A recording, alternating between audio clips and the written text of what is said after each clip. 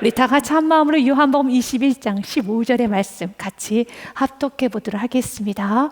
그들이 조밥 먹은 후에 예수님께서 시몬 베드로에게 이르시되 요한의 아들 시몬아 내가 이 사람들보다 나를 더 사랑하느냐 하시니 이르되 주님 그러하나이다. 내가 주님을 사랑하는 줄 주님께서 아시나이다. 이르시되 내 어린 양을 먹이라 하시고 아멘. 오늘 한 제자 베드로가 웅크리고 있습니다. 예수님 곁에 다가가지 못하고 있어요.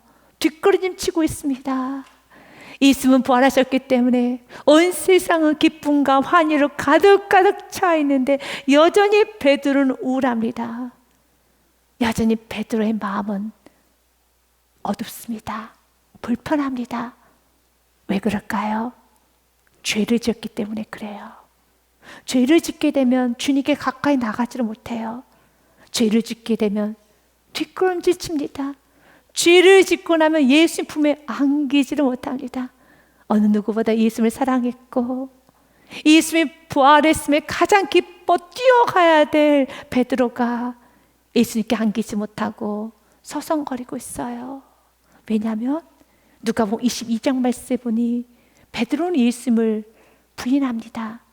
저주를 합니다. 주께서 돌이켜 베드로를 보시니 베드로가 주의 말씀 곧 오늘 닭 울기 전에 내가 3번 나를 부인하리라 하심이 생각이 나서 밖에 나가서 심히 통곡하니라. 베드로는 예수님을 부인했고 저주했습니다. 그런데 그 예수님이 살아나셨어요. 말씀하신 대로 부활하셨습니다. 그렇다요 베드로가 예수님이 죽기를 바랬던 건 아니에요. 예수님이 살아나서 너무 기쁩니다. 예수님께서 다시 부활하셔서 너무 기쁩니다. 그런데 그 기쁨을 온전히 누리지 못해요. 오늘 동일하게 부활주일은 Happy Easter, 행복한 날이죠. 그런데 이 행복을 온전히 누리는 성도도 있지만 겉으로는 웃고 있습니다.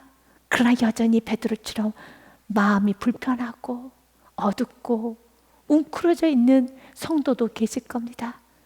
예수님께서는 부활하신 예수님께서는 기쁜 성도들에게만 찾아가는 게 아니라 지금 마음이 우울하고 아프고 괴로운 성도에게 찾아가셔서 같이 부활의 기쁨을 누리기 원합니다. 같이 부활의 그 기쁜 소식을 누리며 행복하기 원하는 것입니다. 그래서 예수님은 베드로에게 찾아가셔서 그의 이름을 부릅니다. 그런데 베드로의 옛 이름 자연인의 이름을 부르고 계십니다. 15절 말씀에 보니 그들이 조밥 먹은 후에 예수님께서 시몬 베드로에게 이르시되 요한의 아들 시몬아 내가 이 사람들보다 나를 더 사랑하느냐 하시니 라고 합니다. 예수님께서는 베드로의 과거 이름 시몬의 이름을 부릅니다.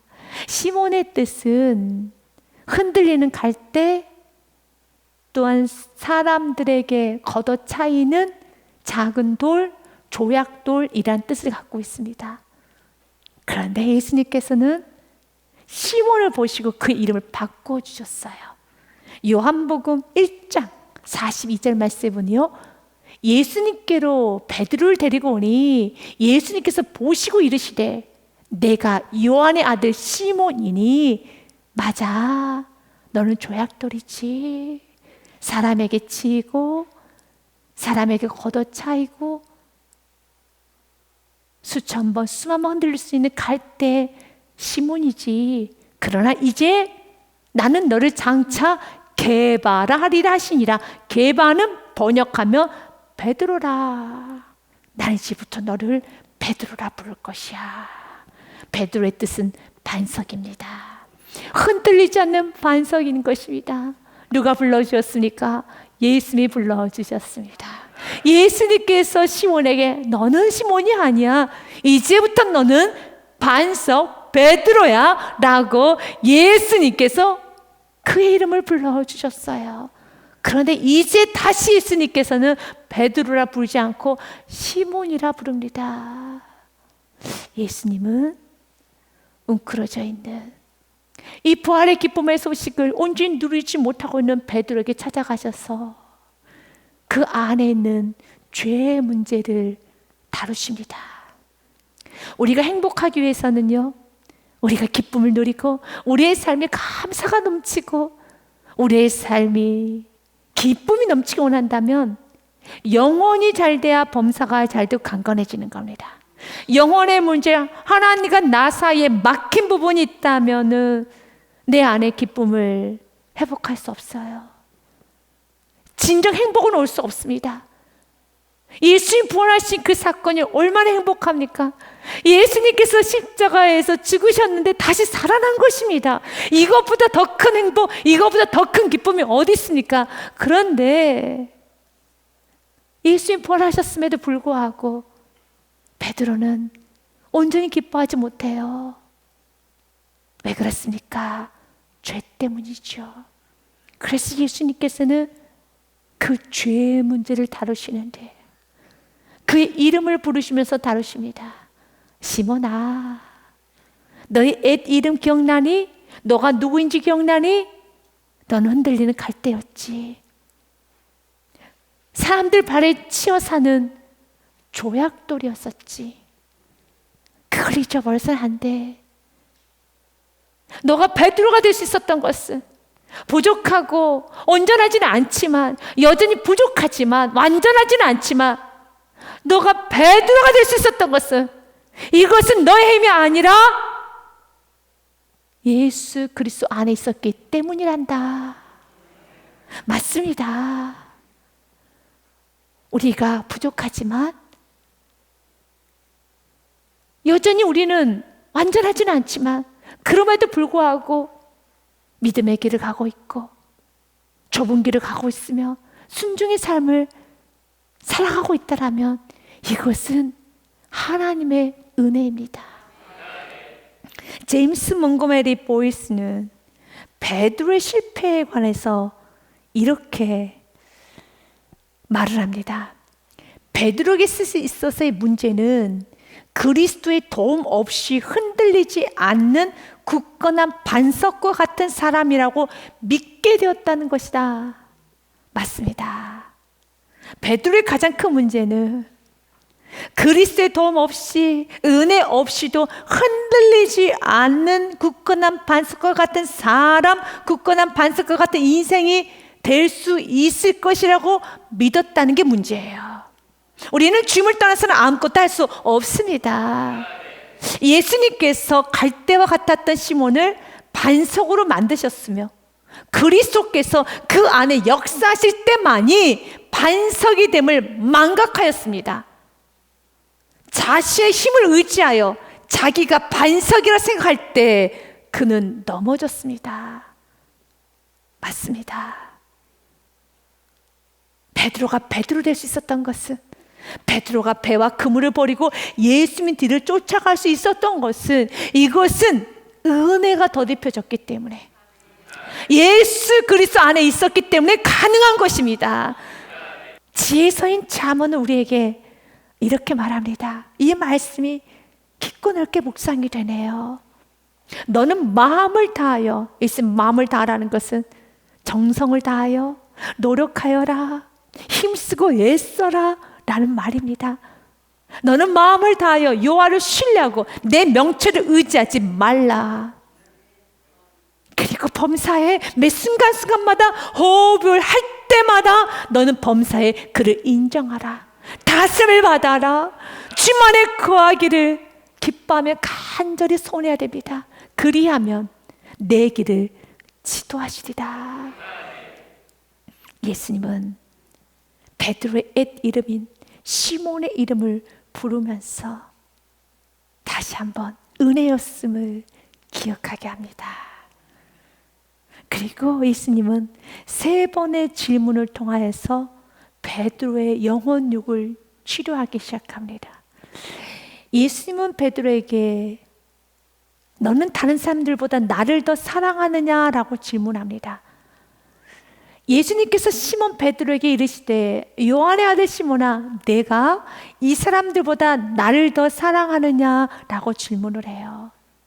16절의 말씀도 동일하게요. 요한의 아들 시몬아, 내가 나를 사랑하느냐. 이 사랑이란 단어는 베드로에게 있어서 아픔의 단어고 예수님에게 있어서도 아픔의 단어예요. 베드로는 다른 제자들과 달리 표현이 좋았습니다. 그래서 예수님께 고백을 많이 했어요. 사랑한다 고백도 많이 했고, 주는 그리스도시요 살아계신 하나님 아들이십니다. 일단 주의 말씀이 여기 있는데 내가 어디를 떠나겠습니까? 나는 정말 흡족한 고백을 참 많이 했어요. 사랑 표현을 많이 했다는 겁니다. 그런데 그렇게 사랑 표현을 많이 했던 베드로가 부인할 뿐만 아니라 그 입술로 거칠게 욕을 내뱉었습니다. 지나친 단어를 썼어요. 다시 주워 담을 수 없는 단어를 쏟아내 버렸다는 겁니다. 예수님도 들으셨죠. 베드로의 귀에도 들렸습니다. 사랑이란 단어는 예수님과 베드로 관계에 있어서 굉장히 어색하고 서먹서먹한 단어입니다. 부부 사이에서도 너무 지나치게 싸우거나 지나친 말로 서로 주고받았을 때는 다시 사랑이란 단어, 애틋한 단어를 쓰는 것이 힘이 들 때가 있어요. 왜냐하면 이미 너무 스크래치, 너무 상처가 났기 때문에 그 단어는 서로에게 쓸 수가 없는 단어입니다. 그런데 예수님은 먼저 사랑이란 단어를 꺼내면서 3번 베드로에게 반복하면서 다시 베드로의 상처를 치유하여 주십니다. 베드로가 3번 부인했습니다. 그래서 예수님께서는요, 3번 너 나 사랑하니? 라고 묻습니다. 누군가 나에게 당신 나 사랑하십니까? 라고 물을 때는 듣고 싶은 대답이 있을 때 물어요. 마치 자녀들이 엄마에게, 아빠에게 자꾸 묻는 질문이 있죠. 엄마 나 예뻐? 엄마 나 좋아? 아빠 이 세상에서 누가 제일 좋아? 동생이 좋아? 내가 좋아?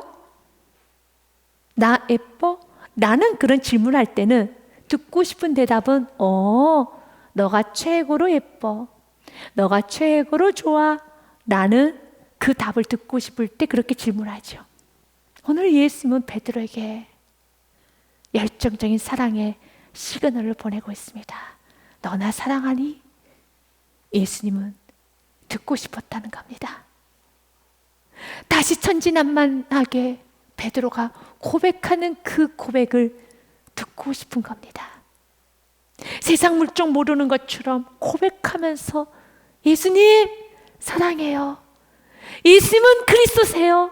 예수님은 살아계신 하나님의 아들이십니다.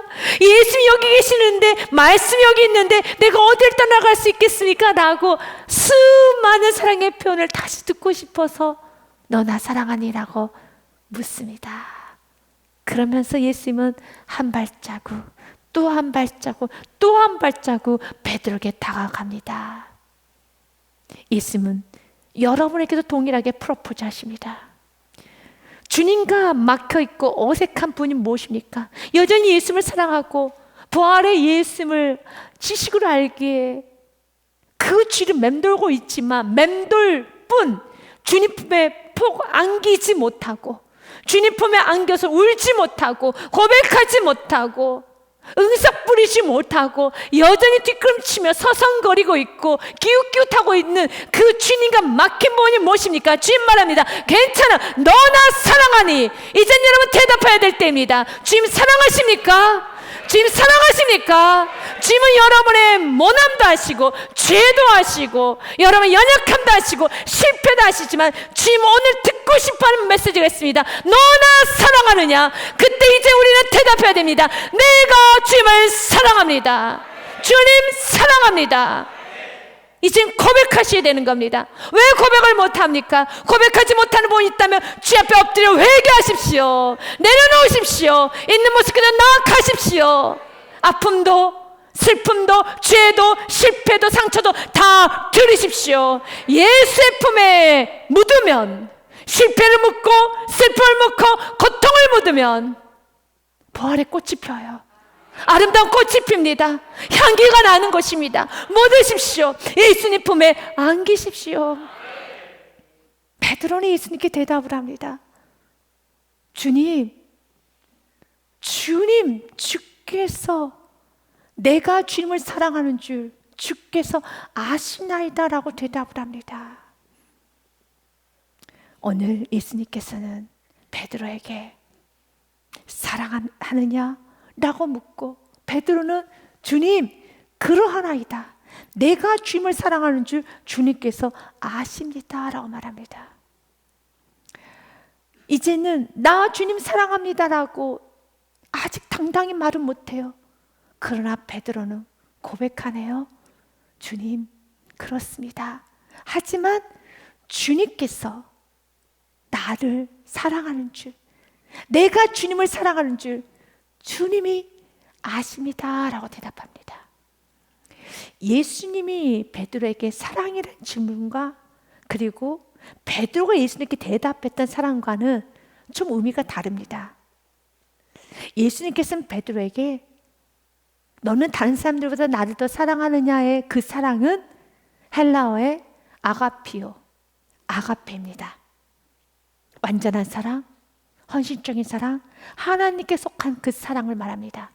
베드로에게 말을 한 거예요. 베드로야, 너 나를 아가페적 사랑하느냐? 그때 베드로는 네, 내가 주님을 사랑하는 줄 주께서 아시나이다. 그 사랑은 아가페오가 아니라 필레오입니다. 친구 간의 사랑, 의리를 말합니다. 베드로는 예수님께 이젠 과거와 좀 다르게 당당하게 나는 완벽히 주님 사랑할 수 있습니다. 다른 제자는 다 떠나도 나 베드로는 끝까지 주님을 사랑할 것이고 주님을 붙잡을 수 있습니다 라고 말하지 못합니다. 예수님은 그에게 100%의 완전한 사랑을 그에게 질문했는데 그는 예수님께 세상이 다 할 수 있는 그 친구 간의 사랑, 이제 나 베드로는 의리는 지키겠습니다. 다시는 예수를 부인하지 않겠습니다. 의리는 지키겠습니다. 주님, 나 의리는 지킬게요. 다시는 예수님께 욕하지 않을게요.